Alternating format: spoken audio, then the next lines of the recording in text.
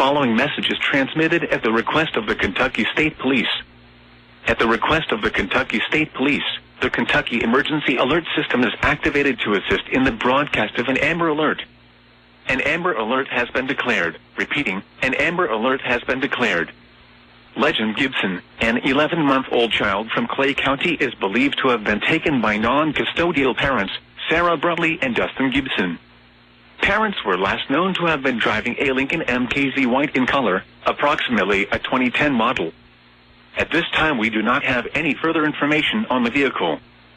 For any further information, please contact K South P London Post 11 at 606-8786622.